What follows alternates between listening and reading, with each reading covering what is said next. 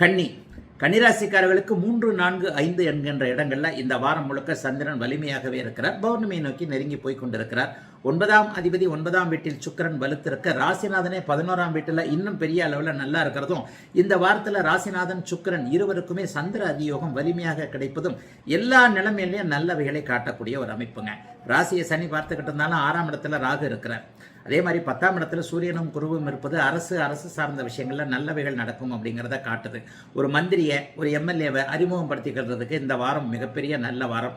நீங்களே ஒரு அரசியலில் பார்க்கறது, ஒரு அரசு வேலை கிடைக்குது, அரசியலில் இறங்கலான்னு பார்க்குறேன், அரசியலில் ஏற்கனவே இருக்கிறேன் ஆனால் என்னமும் சரியா இல்லை, இந்த மாதிரியான ஒரு போராட்டத்தில் இருந்து கொண்டு இருக்கக்கூடிய கன்னிராசிக்காரர்களுக்கு அந்த போராட்டத்தின் முதல் வெற்றிப்படி நாளைக்கே இந்த வாரத்திலே வெற்றி கிடைச்சிரும்னு சொல்ல மாட்டேன், ஆனால் அந்த வெற்றிக்கான ஆரம்ப அமைப்புகள் கண்டிப்பாக இருக்கக்கூடிய ஒரு சுபயோக நல்ல வாரமாகவே இந்த வாரம் அமைஞ்சிருக்குங்க. வாரத்தின் முதல் நாளாகிய திங்கட்கிழமை செவ்வாய்க்கிழமை 2 நாளுமே முயற்சிகள் பலிக்கும், நல்ல சந்தர்ப்பங்கள் வரும். அதாவது கலைத்துறையில் இருக்கக்கூடியவர்கள் எந்த துறையில் ஜெயிக்கணும், சோசியல் மீடியாவில், இன்ஸ்டாகிராமில், ஃபேஸ்புக்கிலலாம் வீடியோ போட்டு ரீல்ஸ் போட்டு சம்பாதிக்கணும்னு நினைக்கக்கூடியவர்கள் எல்லாருக்குமே மிகப்பெரிய நல்ல முன்னேற்றங்கள், ஆண் பெண் அறிமுகங்கள் நன்றாக இருப்பது.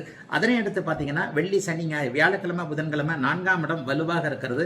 சிலருக்கு வாகன யோகம் அமையும், சிலருக்கு வீடு வாங்குறதுக்கான அமைப்புகள் இருக்கும், சிலருக்கு வீட்டிற்கு தேவையான பொருட்கள், சுகத்திற்கான பொருட்கள், சுகம்னா என்னங்க, ஏசி வாங்குறது, டிவி வாங்குறது, இந்த மாதிரியான வீட்டிற்கு தேவையான ஒரு பொருட்களை வாங்கி கொடுக்கக்கூடிய தன்மை. வாரத்தின் இறுதி நாட்களாகிய சனி ஞாயிற்றுக்கிழமை 5ஆம் இடத்துல சந்திரன் வலிமையாக இருப்பது பெரிய அளவில் நல்லதுகளை செய்யக்கூடிய அமைப்பு தாங்க.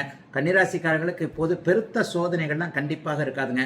அதுக்காக நீங்க எல்லாம் கோடிக்கணக்கில் சம்பாரிச்சிருவீங்க, அப்படி கொட்டிடுவீங்க, இப்படி கொட்டிடுவீங்கன்னு சொல்ல முடியாதுங்க. பிறந்த ஜாதக அமைப்புல வலுவான தசாபுக்தி கொண்டவர்களுக்கு இந்த வாரம் மறக்க முடியாத இனிமையான நல்லவைகள் நடக்கக்கூடிய யோக வாரம் கன்னிராசிக்காரர்கள் எல்லோருக்கும்.